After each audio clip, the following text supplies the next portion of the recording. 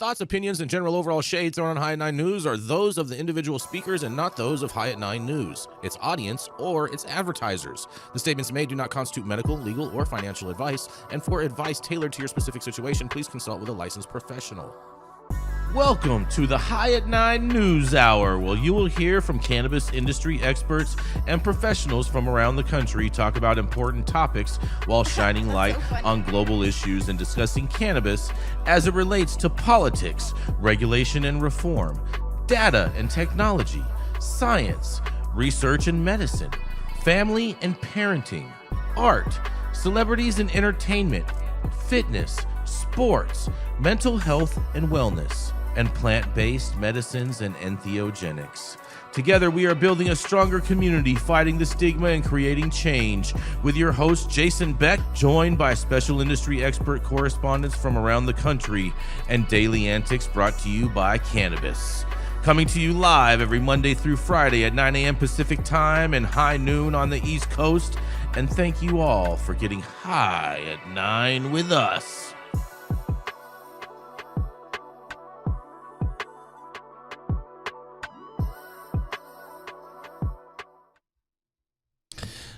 Yeah. Good morning, everybody. That's right.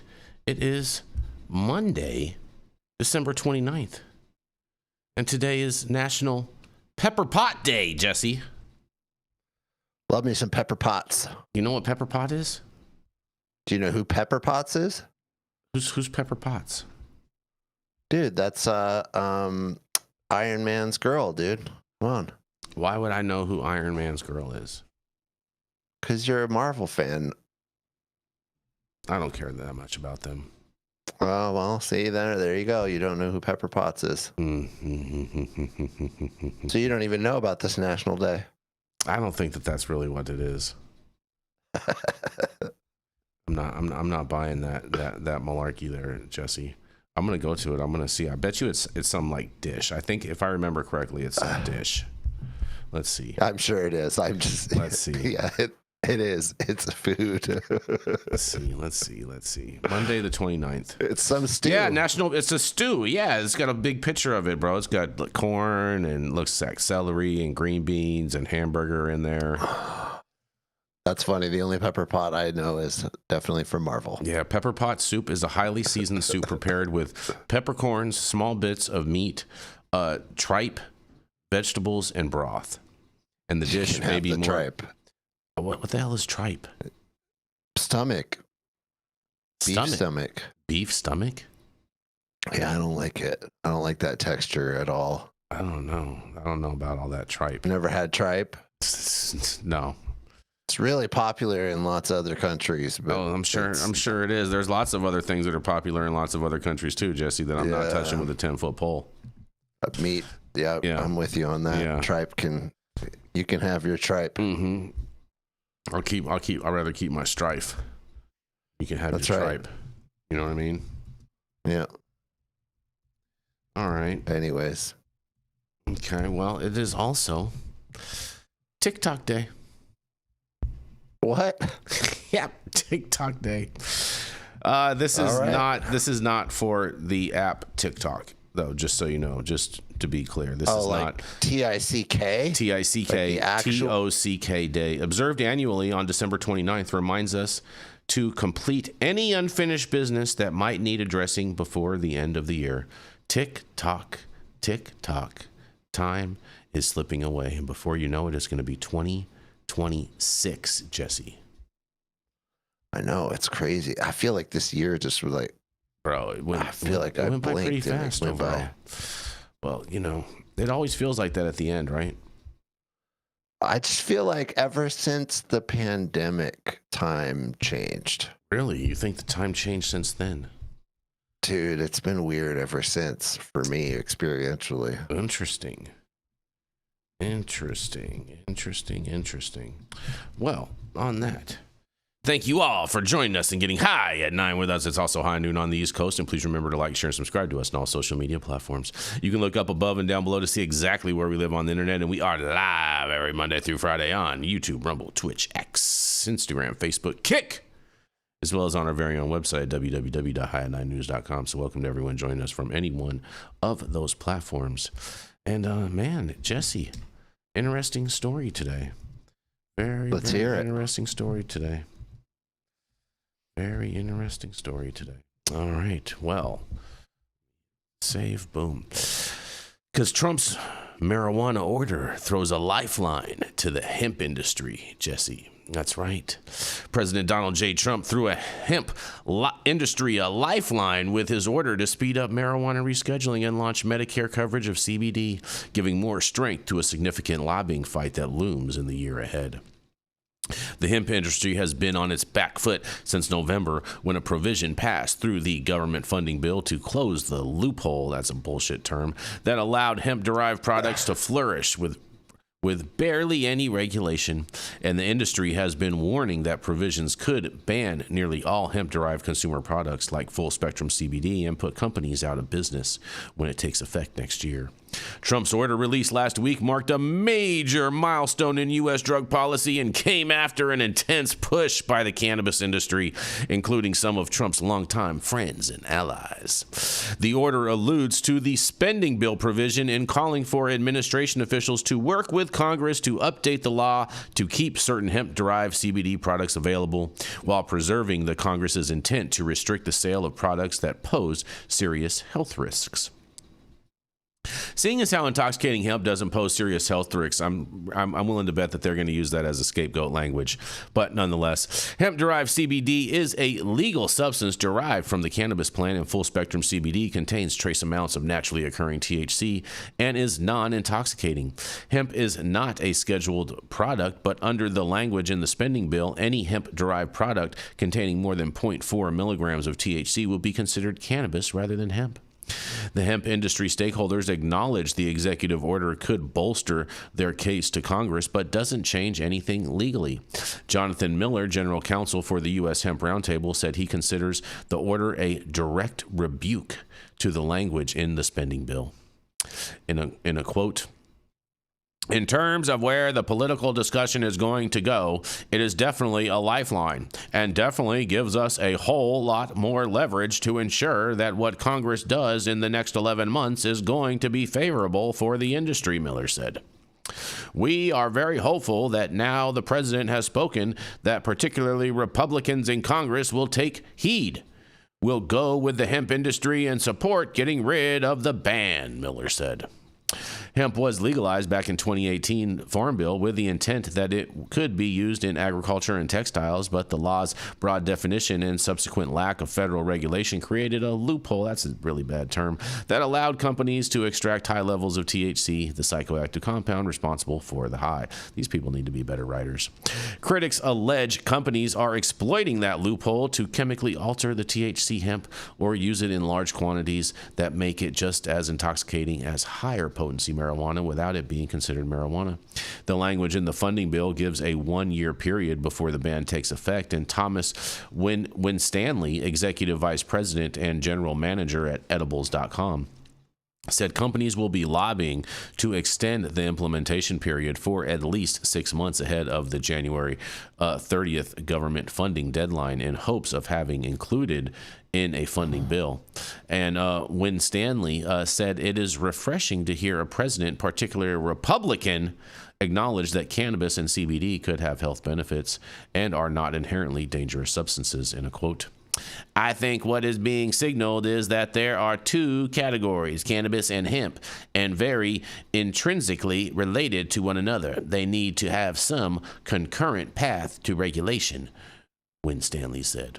In a fact sheet, the White House said hemp-derived cannabinoid products have potential to improve patient symptoms for common ailments and are frequently used by Americans. Winstanley said others in the industry said they felt whiplash at the White House seemed to contradict the hemp ban Congress wrote into the funding bill. In a quote, they say, What this does, I think more broadly, is it creates a more earnest conversation with Congress, knowing that the executive branch is now signaling that cannabinoid-based products may have health efficiency, Winstanley said. Still, the executive order is far from law, and it merely directs the Attorney General to expedite completion of the process of rescheduling cannabis from Schedule 1 to a Schedule 3, and Schedule 1 drugs, which include cocaine and LSD, are considered to have no medical benefit and often carry the most severe criminal penalties. Schedule 3, by contrast, contains numerous drugs that are commonly used in mainstream medicine, including prescription opioids and anxiety medications.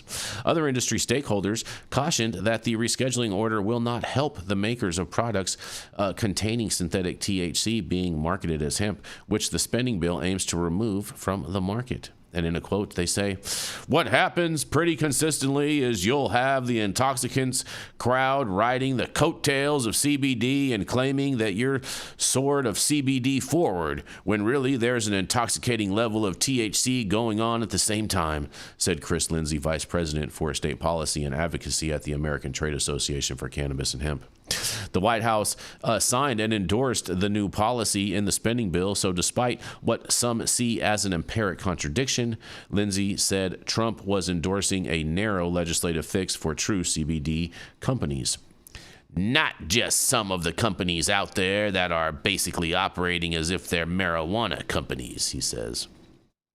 The fact sheet says that 1 in 5 American adults and nearly 15% of seniors have reported using CBD in the past year, but the recent hemp ban, including recent changes that affect full-spectrum CBD products, leaves American patients and doctors without adequate guidance or product safeguards. And to improve access and to inform standards of care, what is needed are legislative solutions and innovative research methods. There has been some concern that the definitional change as it is right now is so broad that it could prevent CBD products from making it to the marketplace, Lindsay said. Trump is saying, go back. Make sure those folks are included. Well. Trump's saying, hey, make sure those guys are included. What do you got to say about this, Jesse? This is the big lifeline to the hemp industry and an attempt to reopen the loophole that never should have been closed in the first place. Or should we call it a wormhole? Man, there's so many problems with the language of that. Like the fact that they call it a loophole. It wasn't a loophole to begin with. It was clearly on purpose. I know. Then they did state in the article that, that the executive order doesn't actually do the scheduling. It's just mandating that the scheduling rules be completed. That's good.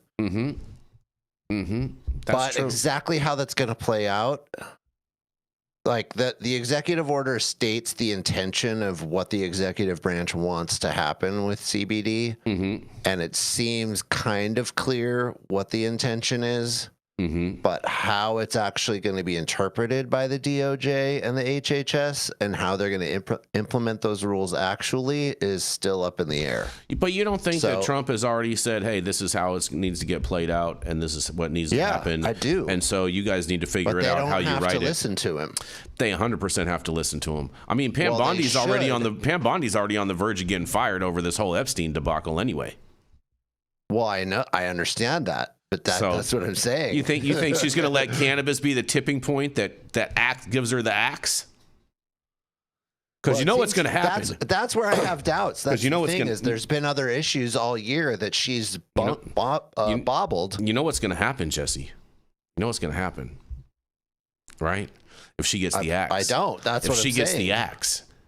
Here's what's going to happen. I think she will. Yeah. You know who's going to come in? Gates is back in. Matt Gaetz is going to be back in because he was just vindicated just over the weekend. Well, the whole evidence to begin with. We understand that, but the whole evidence came forth proving his vindication just came out over the weekend.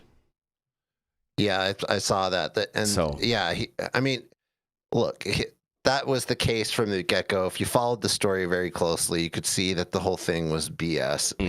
Everything that was thrown against him was just an attack, and he's pretty clean as a whistle, actually. And Gates is one of the best friends to cannabis there's ever been. Exactly. And the fact that people shouted him down, I couldn't believe that liberals in the cannabis industry shouted him down and joined in on that. Well, I actually could. I actually could believe it just because liberals are crazy, and they always vote against their best interests. Well, this is where on the left and the right both, whenever it's the opposite side, people just jump down and say, "Oh, they're the opposite side, so I just hate them." And it's like, dude, it doesn't matter if they're the opposite side; they're actually your best friend. Yeah. So, yeah, that would be cool if Matt Gaetz was actually, if the switcheroo happened and he got to actually be put back in the job that he was nominated for first before Pam. That would be That'd be great. He would be the best AG that we've had probably ever. Yeah, in history. Yeah, because he's no F's given. You know what I'm saying? With that guy, he has a very clear understanding of hemp. Mm-hmm. And he has a very clear understanding of cannabis, and he's a very good friend to the industry. Mm-hmm. So having him in there would be great. Yep. Is that going to happen? For sure. We don't know. That would be great. There's a lot in the air right now, and we don't know how it's exactly going to land. Mm-hmm. Hopefully it's like a cat and lands on his feet from wherever it falls from, right? Let's hope it's exciting for the show, that's for sure, because we have a lot to talk about. Yeah. So. That is true. And on that, we're going to roll into our first commercial, and we are going to be right back.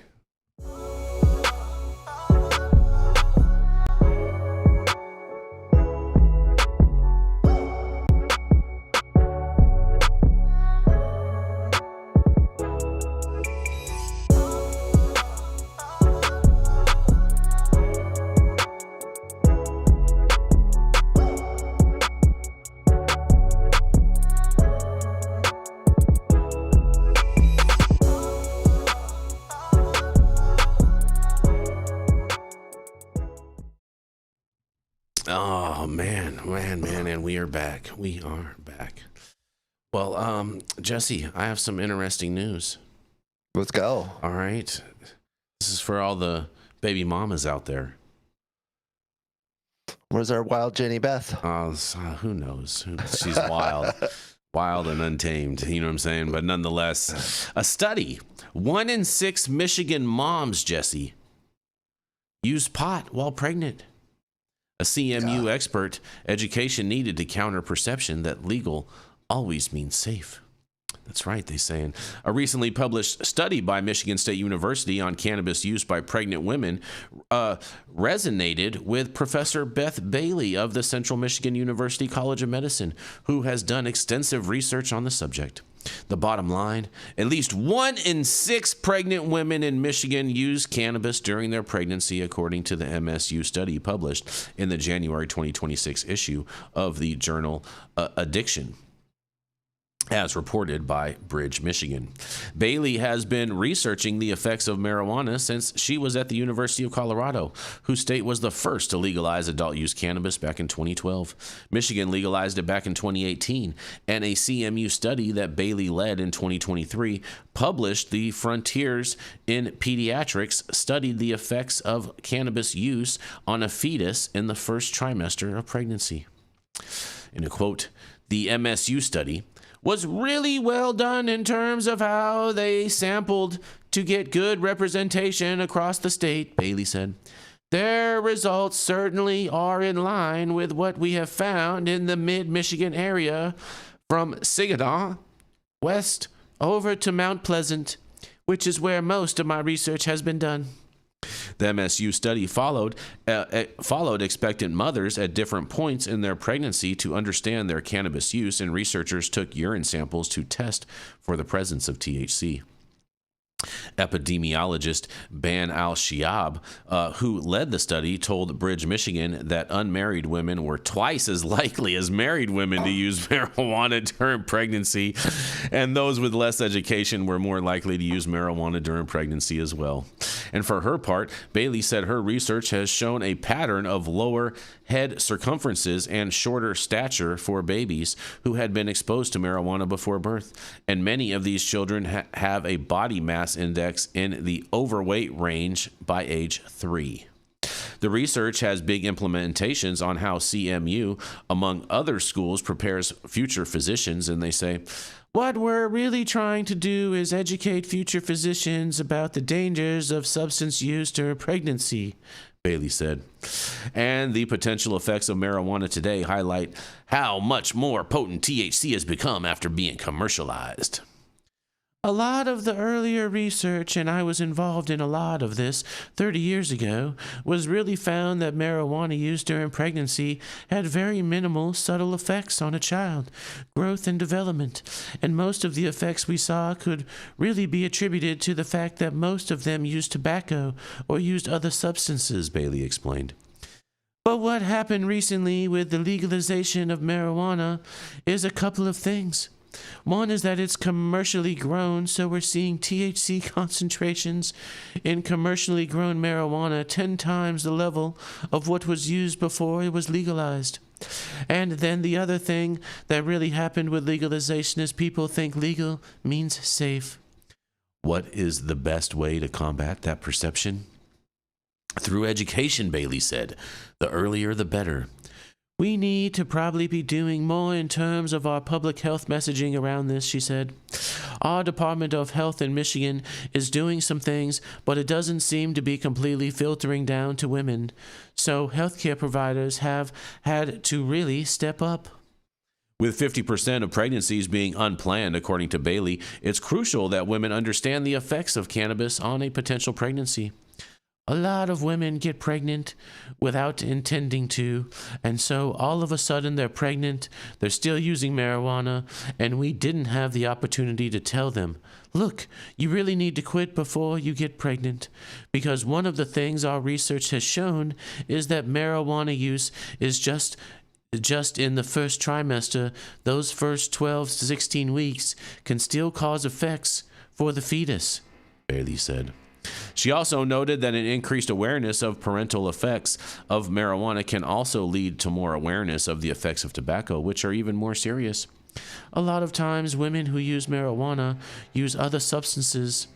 We've actually found the research shows that the tobacco is more harmful than any other substances in terms of child growth and development, and so we are making sure that providers are aware that you really need to address everything, and that marijuana is sometimes a good segue into it right now, just because it's so common and people are willing to talk about it.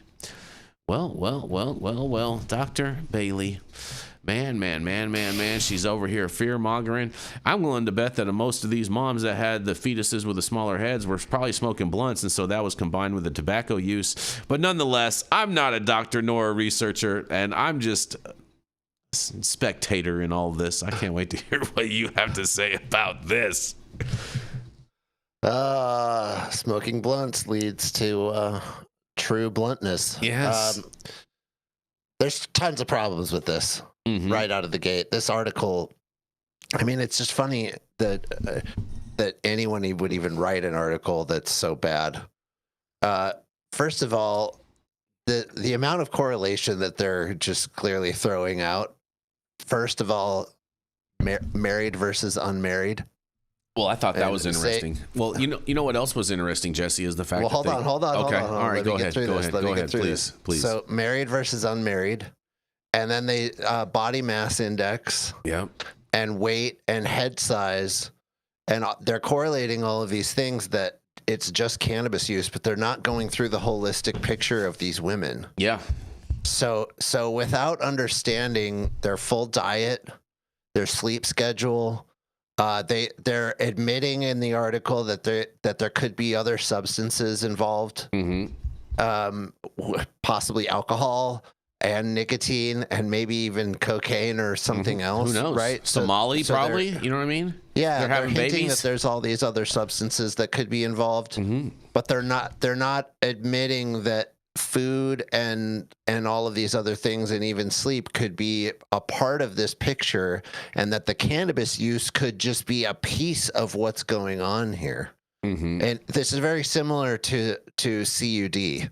I had a debate with a friend just the other day online and he was talking about CUD, and he threw that out like that's a problem with cannabis. And it's not real. I was like, dude, you have people who have mental problems. Yeah. And they often turn to cannabis as a viable solution because it does help them. So, but then they have these mental problems that are displaying all these other things. And then what happens is people say it's cannabis's fault. Yep. It's always cannabis's fault. There's underlying problems, and that person with underlying problems is attempting to self-medicate. And so they're using cannabis in their life that way. And then you're just correlating all of the underlying problems that they have with their cannabis use. And that's just a huge reach. And that's clearly exactly what's happening in this article. So, and this quote unquote study. And I'm sick of seeing studies like this. It's just like, come on, let's do it. I'm a layperson and I know science better. And that's scary. Yeah. You know, it's like, I'm not a scientist, but I understand how science works better than the person writing this article. But then it's just like, why are you even writing it? I mean, because they've got to put out this propaganda, bro, because 1 in 6 moms in Michigan are smoking cannabis. What do they think this is? Michigan's becoming Jamaica all of a sudden? Well, how many moms in Michigan are in poverty, and how many are on government food programs and eating the worst food that there is? Oh, that should be the more of the causation right there is it's is like the diet. If you're really going to get to something, what the problem is, it's like, think about that. Yeah. How about you mention that first, and that they're probably using cannabis as a way to help their life because it's so bad. Right. So it's it could be completely the opposite, that actually the cannabis use is actually minimizing their problems. Yeah. What about all those their Red problems Bulls? are a lot bigger. What about all those Red Bulls they drink in Michigan? That too. Man. How many energy drinks are these people drinking? Yeah. You know, like, there's so many things that could be a huge problem in their life. And cannabis is just one little tiny piece of it. And the amount of correlation that's made in these kinds of articles is just absurd. OG Leah Patrick in the chat, she says, helps with nausea from morning sickness during pregnancy. 100%. I mean, I just had one of our daughters had a baby very recently, and I gave her advice on how to use cannabis to mitigate those things and how to do it safely. And I'm not a doctor, and I told her that. I'm like, I'm not a doctor. You should talk to a doctor, but I know cannabis really well, and I know how it works. And if you use it in the right ways, it's completely safe. We've seen study after study after study after study. If Dr. T read this, he would be like, this is BS. Yeah, I already know. Well, you know, to your point of the BS, Jesse, you know, Brian's Grow in the chat, he says, I told the nurse I used cannabis and life was good during that time period, and she then diagnosed me with CUD from that statement. Oh, exactly. Yeah, it's ridiculous. Oh man, I don't doubt that. These propagandists, man, that's what they do. Well, yep, that's what it is. All right. Well, Michael Minardi, I think, is in court today, so he couldn't be with us today. So I have his story. Are you ready for this, Jesse? Let's go. All right. Let's go. Shout out to all the moms out there, too. Much love to all the moms out there. Absolutely. Yes. And there's a new medical marijuana law that goes into effect in the new year, Jesse, in the great state of Oklahoma, because Oklahoma lawmakers have tightened up requirements to obtain a medical marijuana card and added additional restrictions to prevent people from using it behind the wheel since it became allowed in 2018. And there's doctor education requirements that begin on January 1st of 2026, Jesse. Starting January 1, doctors looking to prescribe medical cannabis to patients must complete an initial education course and register with the Oklahoma Medical Marijuana Authority under Senate Bill 1066. Doctors who don't register and complete the required education will be unable to recommend patients after January 1st, and the patient's applications will be rejected. Before SB 1066, physicians only had to have an active license in good standing with the State Board of Medical Licensure and Supervision. The State Board of Osteopathic Examiners, or the State Board of pediatric medical examiners. And Senate Bill 786 introduces new DUI laws that took effect in November to close, according to lawmakers, what they consider loopholes in road safety. It is now legal for any person in the car to consume marijuana, and drivers can now be charged if a passenger is smoking marijuana in the vehicle, calling it secondhand smoking. Similar to Oklahoma's open container laws, all cannabis must be in its original sealed packaging and stored away, like in the trunk of the vehicle.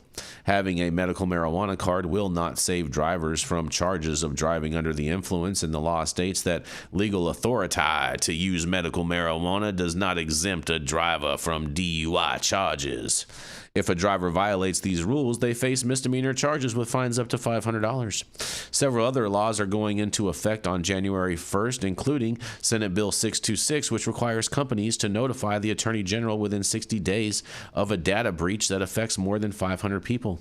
Another new law makes false deed recordings a felony if someone makes a false title to claim land that person does not own. Well, lots of things going on. They're going to mandate doctors to take a class and have to educate themselves on cannabis.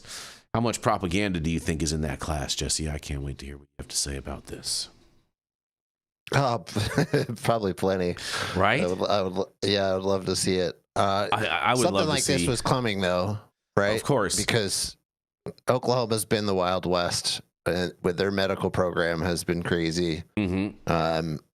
By any standards, and it's been wide open. They've had way more licenses put out, way more people growing way more cannabis than that state can possibly consume, and it's created problems. Mm-hmm. It's created problems in the whole country's market. Mm-hmm.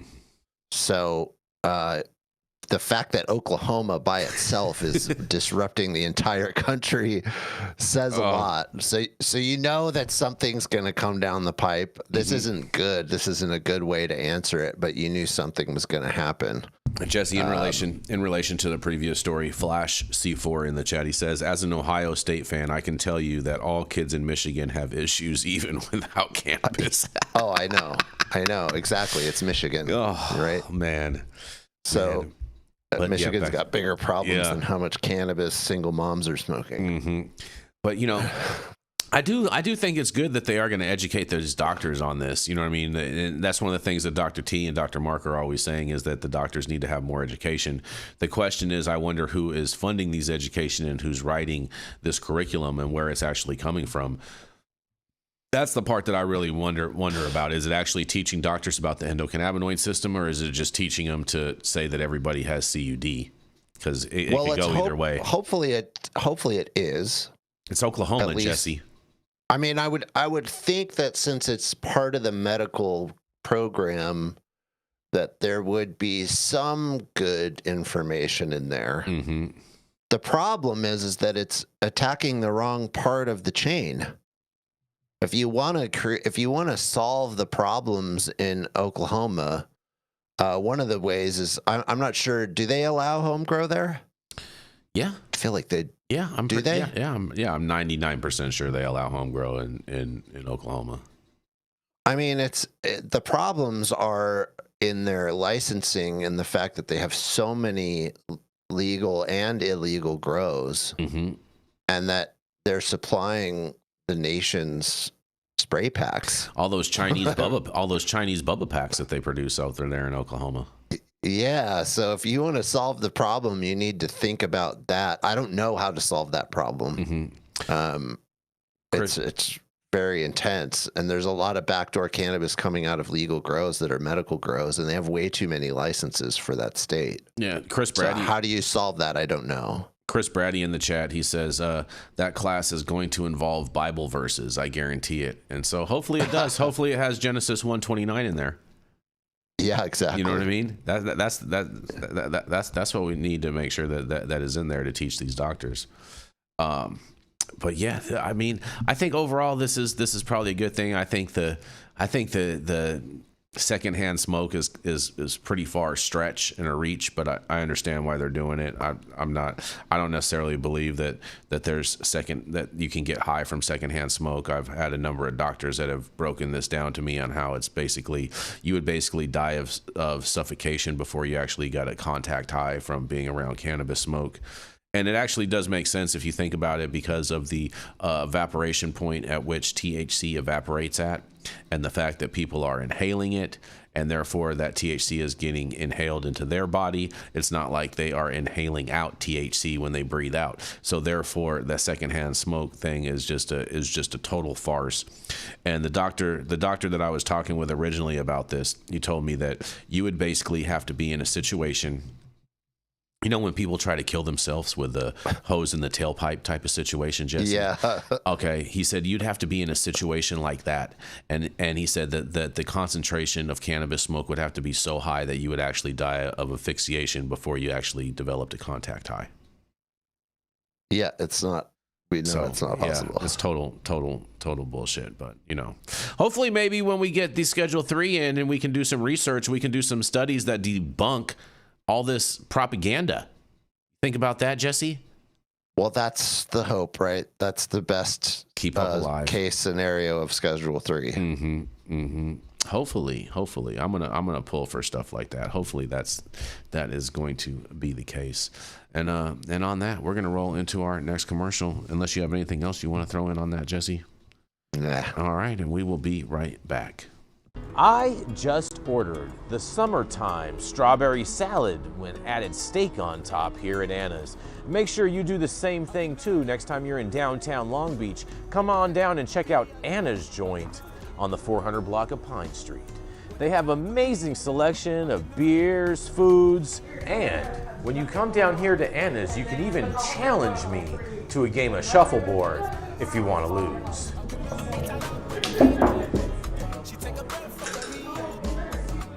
Get that? So, next time you're in downtown Long Beach on Pine Avenue, make sure you stop by Anna's Joint on the 400 block.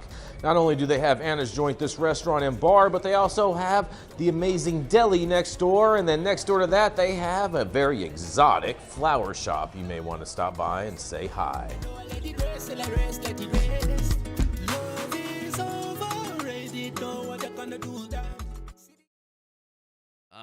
Yes, and we're back. Stop whatever you're doing. Make sure you smash that like button. I know we'll appreciate it. You'll appreciate it, and YouTube will appreciate it. Also, make sure you subscribe to the channel if you're not subscribed already. And all of the articles that we cover on today's show, you can read directly on our website at www.high9news.com. And please make sure that you are following us on X and Rumble. Because of the instability of YouTube, it's really important that you're following us on X and Rumble, because there could be a day where we're not here on YouTube. It's very possible. We hope that that's not the case. We truly do, because we love being here, but it's something that we have no control over. So make sure you control whether or not you can see us and find us, and make sure that you're following us on X and Rumble. The Control Tower from Highly Educated has perfected the dab. Utilizing the concept of thin film evaporation, you can waste none of it and taste all of it.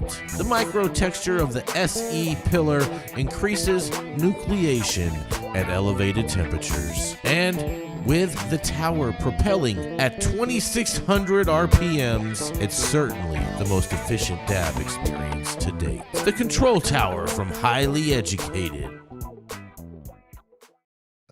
And we're back. And shout out to the Pepper Plug who says, "Yo, I fart THC." That's pretty funny. That is pretty funny. Well, on that, we're gonna roll right in to Mr. Jesse Barney. He's the founder of Barney Design Co. and can help take your brands to the highest plateau with a rebrand, a new brand, or even a similar brand that you want a copycat off of. That's right, it is none other than the man, the myth, the legend, Mr. Jesse Barney. All right. Thank you, Jason. Appreciate the intro. I also want to give a shout out to all the new names I see in the chat. I see a ton of new people in the chat I've never really seen before. They've been hanging out the last couple of weeks. Really appreciate you, as well as the people who've been with us forever. Without you guys, we wouldn't even be doing this. Yes. Jesse, that's a great shirt too, by the way. I can see what you're wearing. Make California Make golden California again, golden again. Yeah, shout out to Make California Golden Again. Let's do it. Yeah, and I would reiterate, please go follow us on X and Rumble. Because if you come here on a weekday and this show doesn't appear on YouTube, you can know it's not us, it's YouTube. Yes. So, without further ado, am I reading my story right now? Yeah, you're reading your story. Okay. Yeah. Okay. The headline is, and this is out of the New York Post, Pot Inc. was celebrating Trump's rescue, but cannabis companies still can't be banked, by Charles Gasparino. I probably won't read this whole article. I'll read the first portion of it. It gets pretty long, but the gist of what he's saying and what he's reporting on is pretty easy to get pretty quickly. So, and I love that he calls it Pot Inc. That's hilarious. Pot Inc. That's has a real been company. What's that? That's a real company. That's a penny stock. That's a real company. So that's the company that Cheryl Schumann used to represent, and it's like a whole bunch of like the old smugglers, Bobby Tuna, and a whole bunch of these other guys that used to have this penny stock called Marijuana Incorporated. And so it's a real funny. company. I think he's using the term as a general term for the industry. I don't know that he's.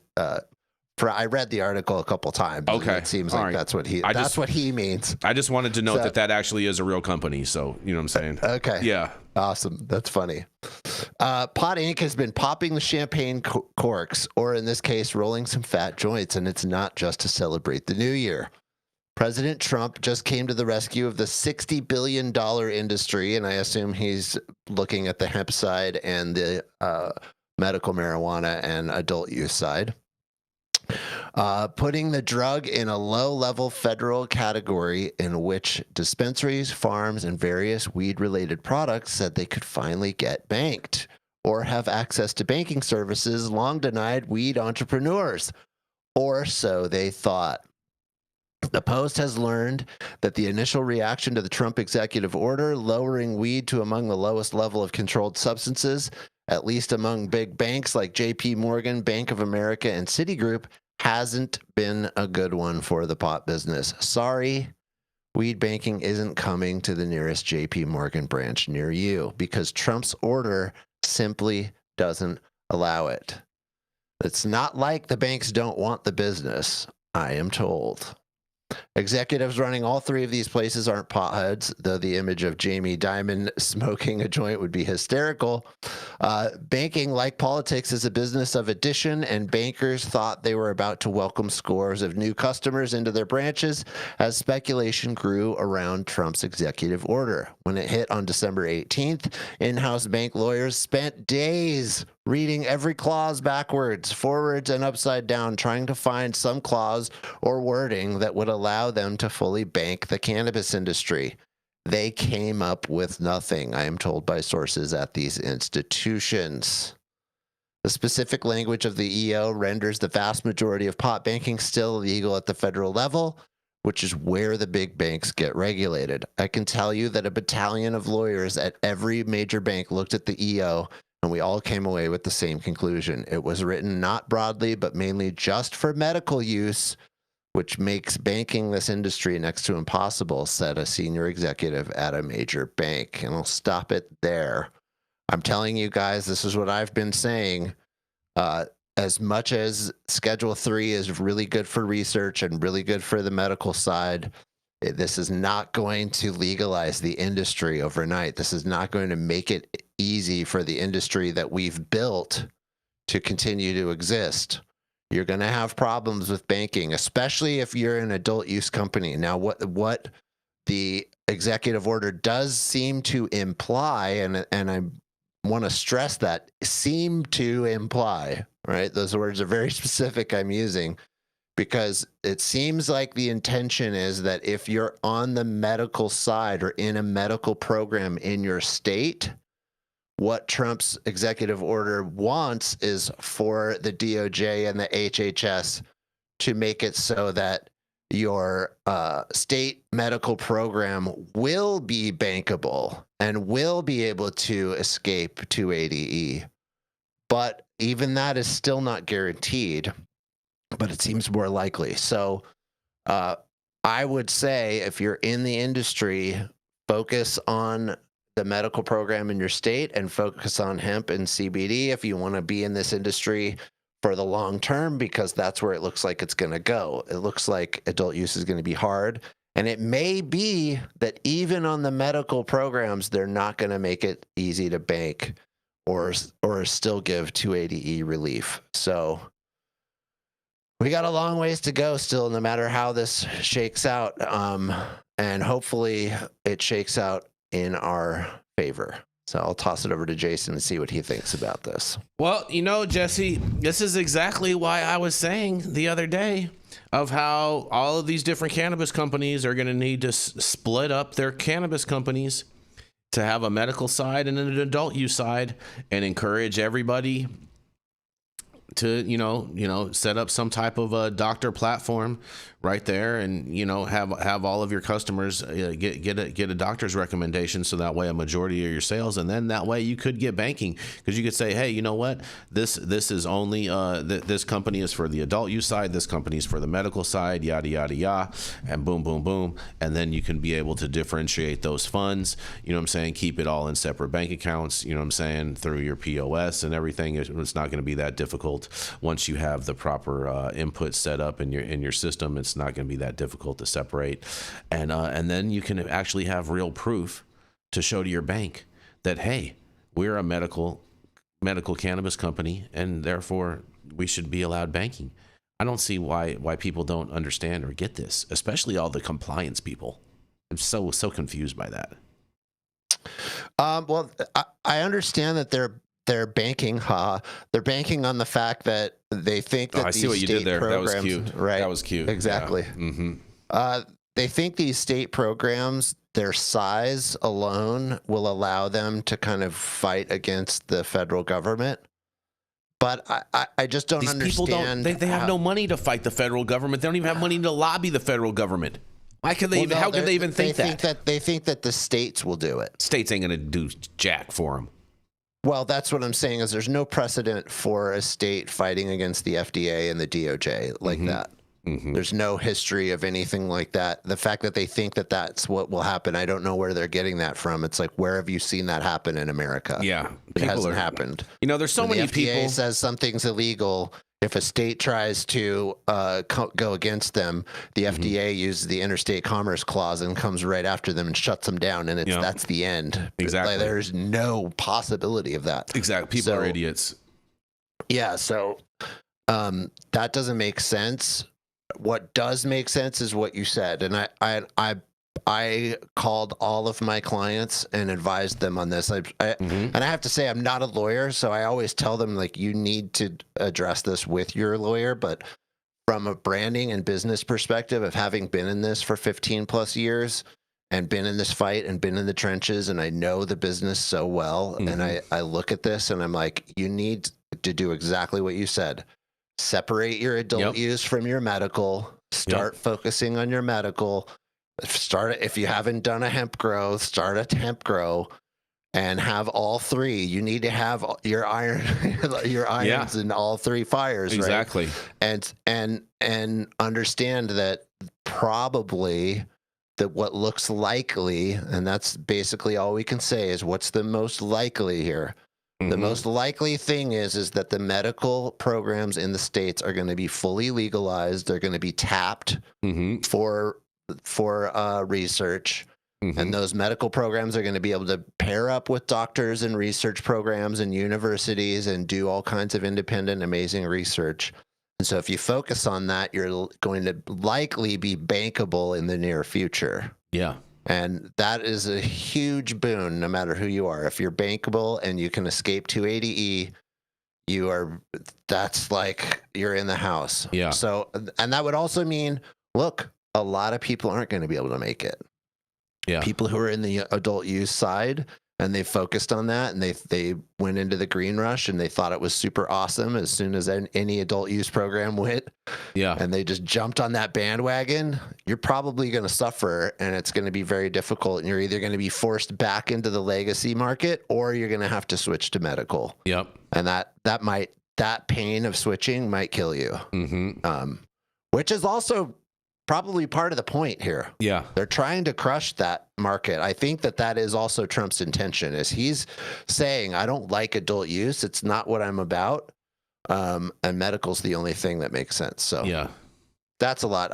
I'm rambling a little bit, but I'm passionate You're actually about this. making some sense though, Jesse. You're not just rambling for, Yeah, but I mean, I know I've repeated myself, but I'm going to keep repeating myself because I am passionate about this. I think this is important, and it's important for people to be educated and not be blindsided by this stuff. Yeah, and again, I'm going to double down.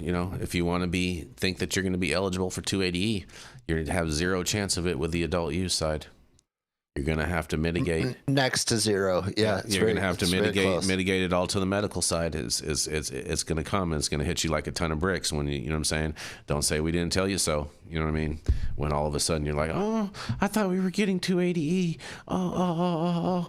I mean, and it's in not all likely. fairness, and in all fairness, you know what I mean. You look at companies like that are really going to win the most. Companies like True Leave and a lot of these other MSOs that are in a lot of medical only states. You know what I'm saying, that are limited license states, they're going to have a huge write-off. And I'm willing to bet that, maybe possibly now with this in there, maybe Kim Rivers stops putting money into her adult use initiative in Florida. That could possibly be a thing too. You know what I'm saying? Like, hey, you know what? Let's just keep it medical in Florida. It could, maybe she'll start to sandbag her own initiative. Who knows? Well, I think that's part of it. Stories like this, as they come out, and I knew this was happening. I knew that the bankers were going to look at this executive order and go, "There's nothing we can do." Yeah, and that's going to flip around. And as this plays out, if it does play out the way I think it's going to play out, yeah, that's exactly what's going to happen. They're going to have to drop all their adult use programs and focus on medical. Yep. And look. The history has played out, and this is the last thing I'll say, which is California is the perfect story, right? Prop 215 was great. Yep. And it worked fantastic for what, 23 years or something, right? Really, we had it a few years before 1996, but 1996 is when medical cannabis passed, 1996. So it was 17 years? Well, I would say it was 22 years, dude. Well, 1996 to 2016, 2018. 2016 is when it passed by the voters, though. It went into effect in 2018, but it passed fully, but they operated under it. Prop 64 from 1996. Prop 64 passed by the voters in 2016. So, but it went into effect in 2018. Correct. Right. So yes. Exactly. So for 22 years, Prop 215 was the standard, right? And that medical program rocked. Business did very well. The people who operated under that did very well. And it was somewhat restrictive. It wasn't super easy to just get into and make it happen, right? You couldn't just green rush it super hard. No. And that slow restriction was good, right? Yeah. And it kept legacy farmers alive because they were able to keep their prices up still because there wasn't this proliferation of tons of weed everywhere. And also too, it kept a lot of these random people that just want to be in it out of it. That's exactly my point. You know what I mean? And then Prop 64, you have adult use open, and it's like the floodgate opens, and this green rush happens, and it just destroys everything on every side. Yep. Speaking of which, Hawaii Sustainable in the chat, he says Glass House is still in business. That's insane to me. Absolutely insane. That's how they are still in business. Crazy to me. Nuts. How did they not lose their license or have to? I'm so confused sell by it this. To somebody. I'm so confused by all of this. Why? I mean, they should. Yeah. So, I hope that that's the story for the national scene, right? Is that we're looking at like sort of a Prop 215 sort of a model that's played out nationally for the feds, and that's what the intention of this executive order is. Right. And then under that, because that's federally legal in that sort of fashion, then medical programs will be bankable. That is it. That's all we need to get going. And then we start doing real research, and then I think the floodgates do open in the right way. So we've spent a ton of time on this, though. Fair enough. Apparently there's a birthday in the chat, Mr. Robert Greenfingers. Yeah, happy birthday, Robert. Happy birthday. Hope you have a fantastic day today. And on that, we're going to roll into our final commercial, and we are going to be right back.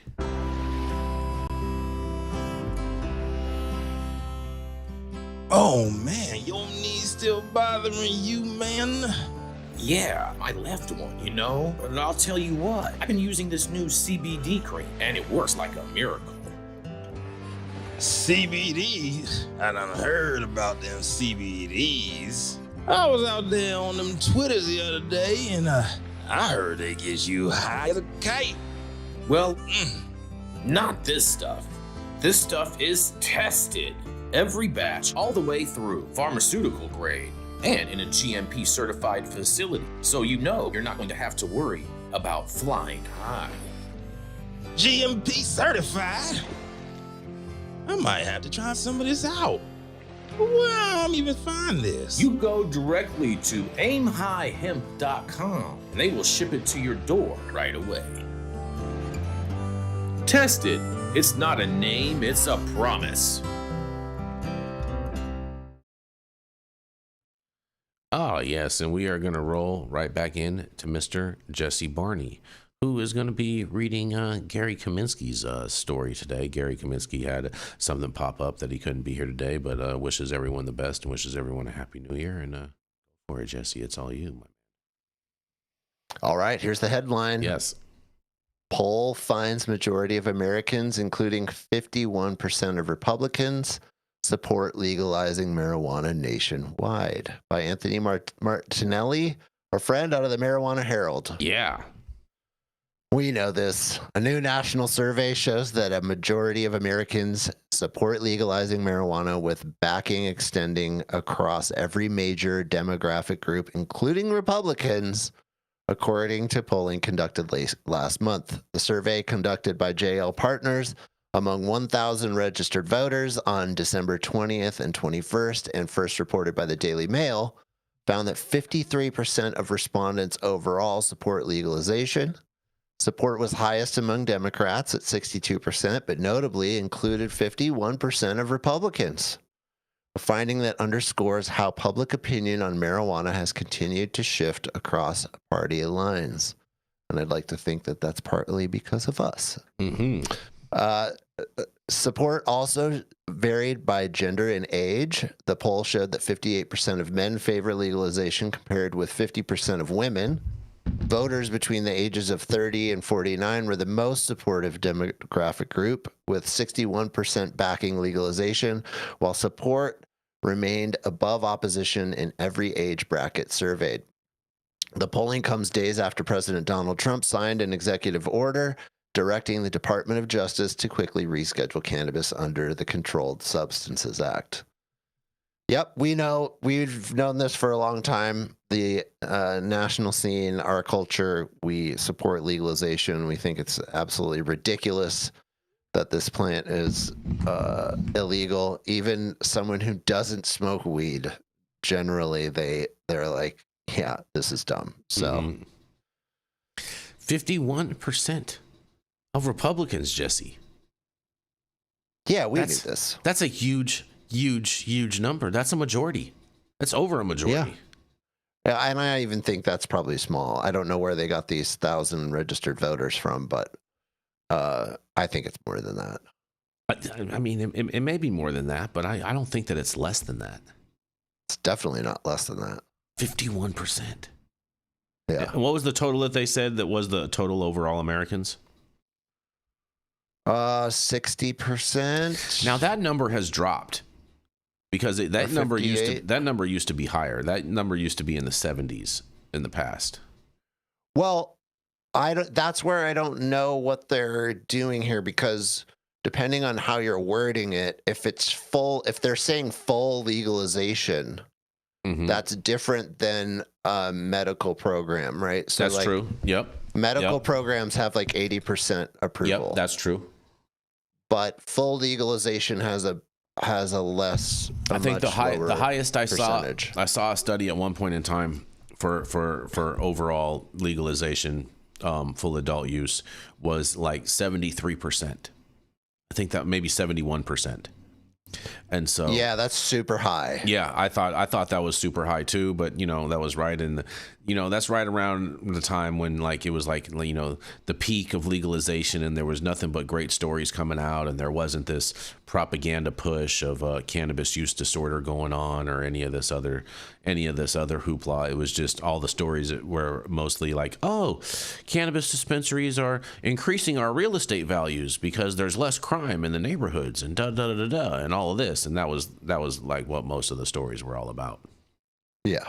Back then. So I'm not surprised to see it drop. Let me just say that. But the fact that 51% of Republicans are on board with cannabis, I think is a huge deal. I wonder if the president is aware of these numbers. I don't think that he is. I think that he is. I think that's exactly why he did the executive order. I don't believe that. I don't buy that for a second. I'm not buying that.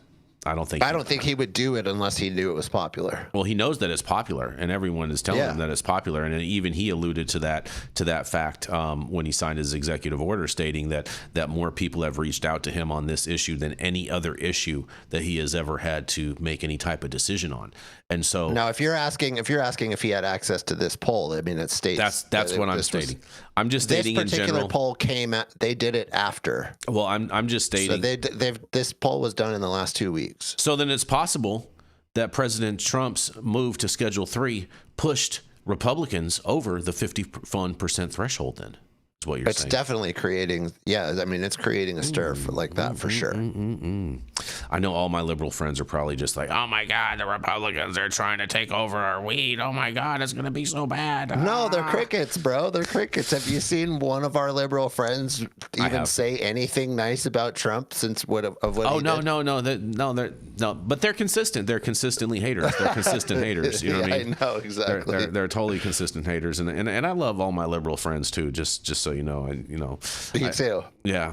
Love to troll you guys. More than anything. It's so great. But But the High at 9 audience is pretty balanced, man. I think they know what's up. Yeah, I think we do have a good mix of liberals and conservatives in the chat, and also libertarians in the chat, and that watch this on a regular basis. And so shout out to all you guys for consistently tuning in and watching us, checking us out, seeing what we have to say. We do appreciate all of your guys' ongoing support. And I would say even if they're liberals or conservatives, they're still balanced. They're more centrist, like they're sensible. Well, you know what I mean? They're not, there's nobody, you never see like crazy Trump derangement syndrome or crazy. There's a few. Like when MSG hops in the chat, is very balanced. When MSG decides to hop in the chat, there's totally some TDS going on in there. You know what I'm saying? But he does not count. He is not our audience. Just stating the facts. Just stating the facts. We do get some of those Trump derangement syndrome individuals over here. But man. I have one final story for us, Jesse. This is great news. This 51%. Let's go. And we're going to end close to on time today. Look at that. Let's do it. San Diego's 10% cannabis business tax comes up short, Jesse. That's right. Earlier this year, the San Diego City Council voted to increase the city's cannabis business tax from 8% to 10% to fill a budget hole. Now, city finance officials say they likely overestimated how much revenue the tax hike would generate. Receipts from July through September suggest the cannabis business tax is on track to generate $19.7 million this fiscal year, $1.5 million short of the $21.3 million assumed in the budget. Last fiscal year, when the tax rate was still at 8%, the cannabis business tax generated $16.7 million for the city, and the tax rate was set at 5% when it was approved by voters in 2016. San Diego's Office of the Independent Budget Analysis, better known as the IBA, wrote in a recent report that licensed retailers, manufacturers, and distributors are still being undercut by their unlicensed competitors. Get out of here. It's probably because you guys keep on increasing taxes so much. In a quote, This projected shortfall is largely due to a continued decline in reported taxable gross receipts driven by increased competition from the illegal market and decreased wholesale prices caused by an oversupply of cannabis products, the IBA report said. Kimberly Sims, a San Diego-based attorney in the cannabis industry, said consumers are sensitive to price increases. Yeah, they are. They're like nipple tips. And in a quote, as the cost of living continues to rise all around us, people have to make choices, Sims said.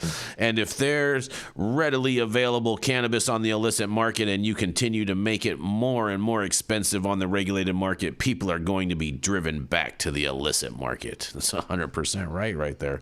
And in addition to the illicit market, San Diego is also competing with suburbs that have lower tax rates. Encinitas has a cannabis tax rate of 7% on retail outlets and 4% for manufacturers, and La Mesa taxes retailers at 4% and manufacturers at 2.5%.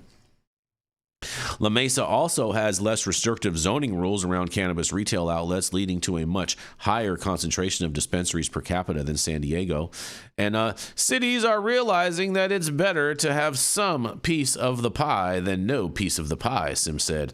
I think if we continue to see this trend of increasing taxes, then it just continues to bolster the illicit market.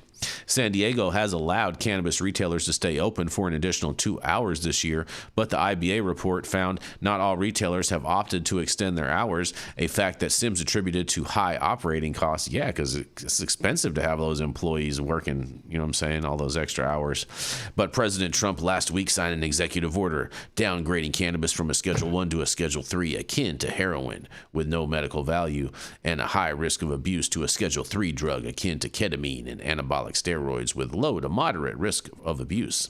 Sims said if the rescheduling survives any potential legal challenges, it should offer some relief to cannabis businesses by allowing them to deduct ordinary expenses such as payroll and rent from their taxable income. Only if you're medical, you guys, you adult use consumers or operators aren't going to have any chance of that in life. Good luck with that. And she says, I hope that some of those savings are passed on to the consumer, but we don't know when that's going to happen. Sims said, this is not going to happen. That's not going to get passed on to the consumer. That's just wishful thinking. It's not even close to reality, but I can't. Jesse, San Diego, you know what? This story left out one big competitor that they didn't even mention in the San Diego marketplace. Yeah. All the people that are driving to Mexico to Tijuana to get their weed instead of paying all these exorbitant taxes in San Diego. You can't leave that part out of the equation. Oh, dude. I'm just saying, it's happening. It's happening. There's so it's many definitely holes happening. in this. It's so, and it's so, the price of cannabis is so cheap in Mexico right now. The price of cannabis is cheap in California right now. It's not in a retail dispensary. Especially right now because it's late December and the outdoor harvests are all coming down from everywhere. So no one should buy outdoor weed. It just needs to go. We're not getting into that. The point is that Duraflame needs to do a collab with all of the cannabis farmers that grow outdoor weed. Do the Duraflame logs, the Christmas holiday cheer log for your fireplaces, and that'd be the best thing for all this outdoor weed.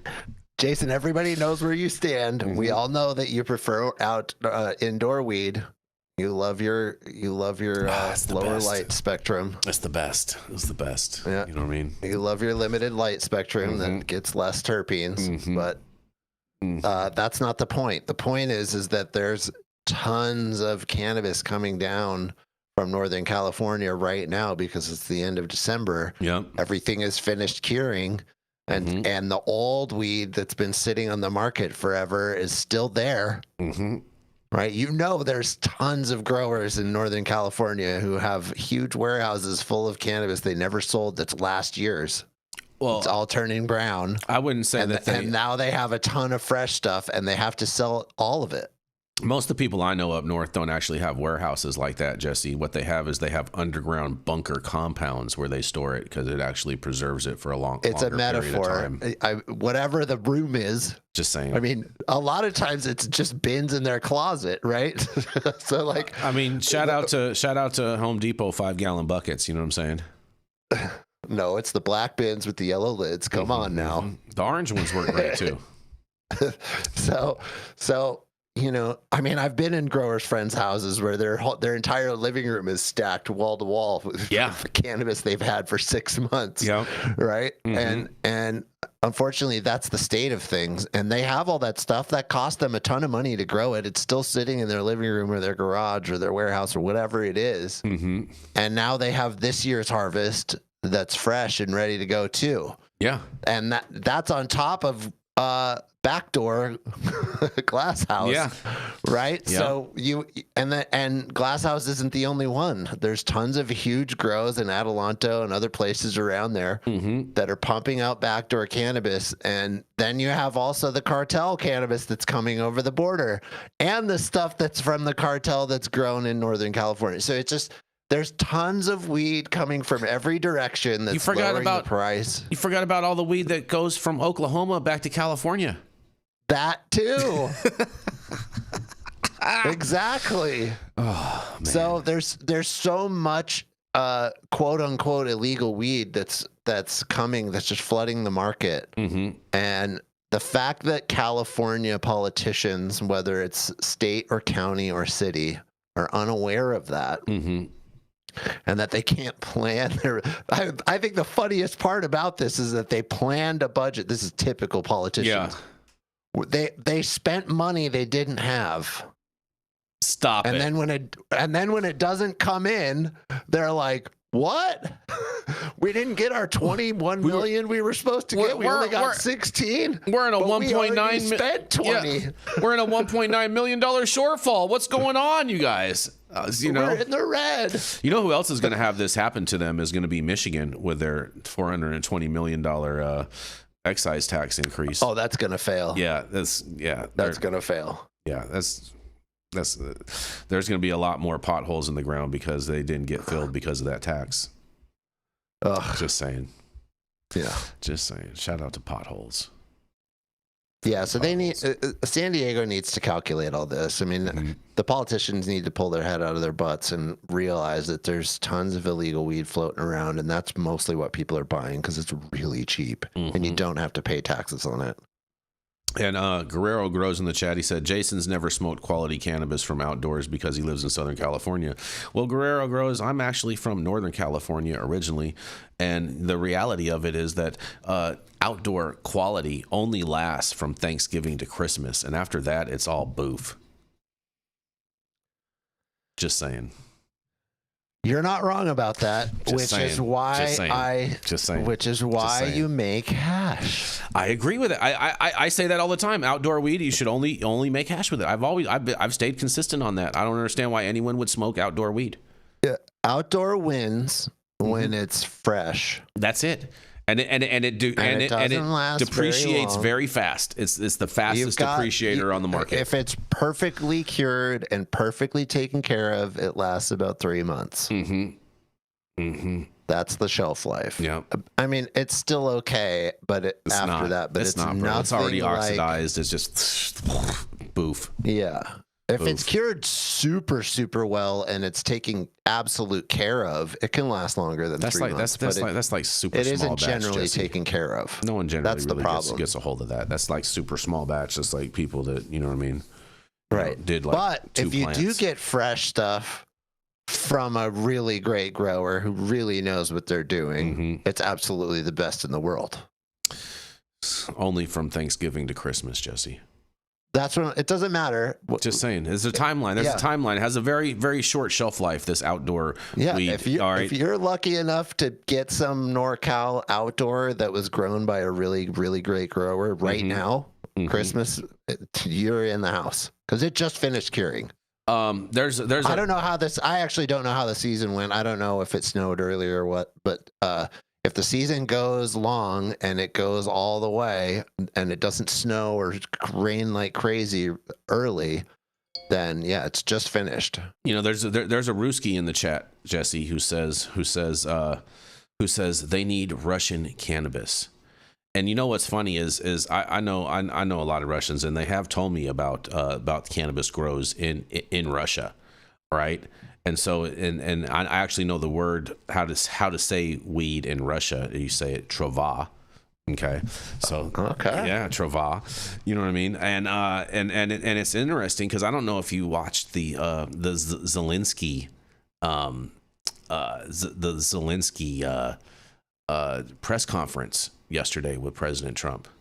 I did not. All right, so he had Zelensky over at the house over at Mar-a-Lago yesterday, and they did a whole press conference. He said prior to that he had like a 2-hour call with Putin, and then he had Zelensky there, and they went over there, and they're like 95% done with the treaty to end the war in Ukraine. So I think that's fantastic news. Please, yeah, that would be phenomenal. But one of the things that President Trump stated, and I found this to be very interesting, is he said, you know.